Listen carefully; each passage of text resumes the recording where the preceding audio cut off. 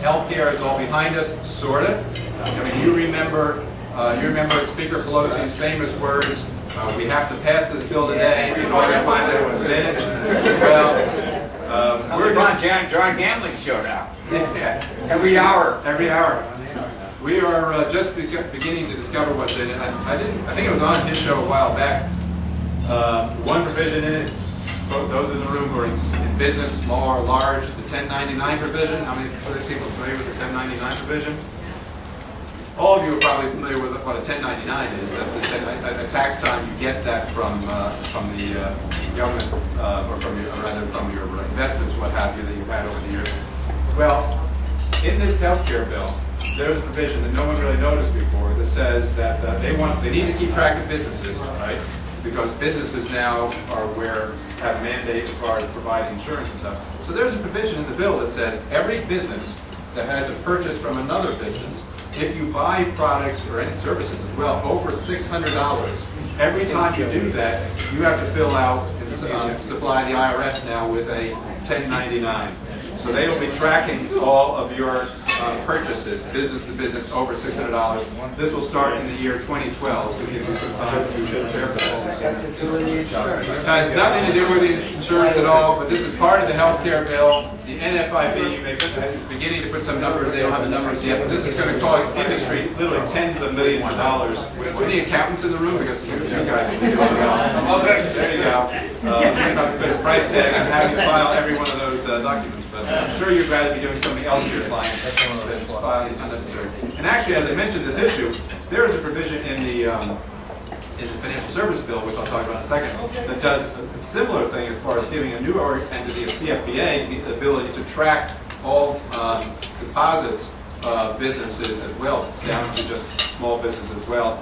The idea is to make sure that your business is not systemically important, so they're going to be able to track all your purchases and what have you as well, so they make sure that there's not some wave going on there. So the healthcare bill is out there with these terrible provisions that are in it. Our goal as the Republican Party, and my mantra, is to repeal the healthcare bill. Now the question that we always get is, can we do that? Well, I can honestly say no this year. And I can also honestly say no, even if we take back the majority on January of next year, even if we take back the majority in both the House and the Senate, because you know who will still be in the White House at that time. He'll never sign that, and no one's contemplating that we're going to be able to take a veto-proof majority. So, two things. In the long term, we look to 2012 to replace this president with a true constitutional conservative president who will do the right thing and pull this bill out by its roots and throw it away, and our Congress is committed to doing that. In the short term, if we take back the House and or the Senate this November, we will have the power of the purse at that time because all spending bills originate in the House.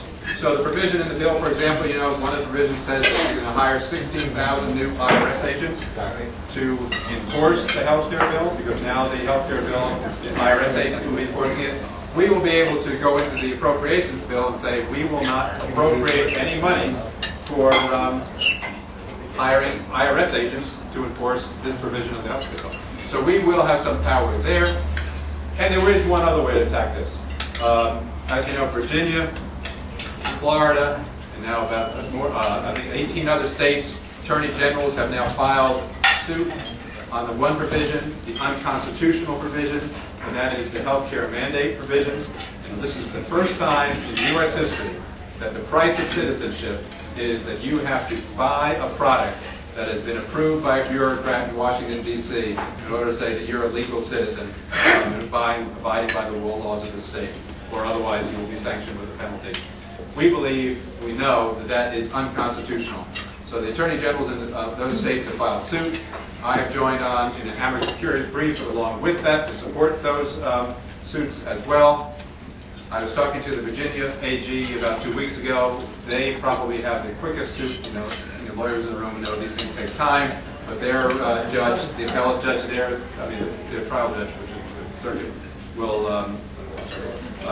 says that they will have an expedited process on this. But even an expedited process will take about 1.5 years before a decision is ultimately reached on this. But we've begun that process now, so we have the power of the purse in January, and we have the ability to bring suit during the next year, and of course in 2012, eventually to repeal the bill.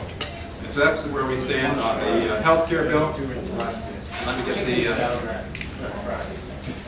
that looks good. I can't eat. Fish and chips with scrod. Anybody? I'll take it. All right, so $11. that's $11.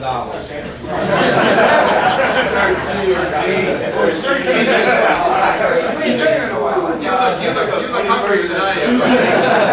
Scott, do they know that? We have to pay the health care cost. Oh, that's true. I'm sorry. Anyway, so where are we? The health care bill, I'm mindful of everybody's time, so I take some questions. They also feel that they have the wind at their back because they were able to pass a piece of legislation, as you know, a hugely important piece of legislation. In fact, just think of what our Vice President said, how important this legislation was to the President. So they feel that they have the wind at the back on that, coming out of that, so they are going to try now to push everything else they can in the next 9 months.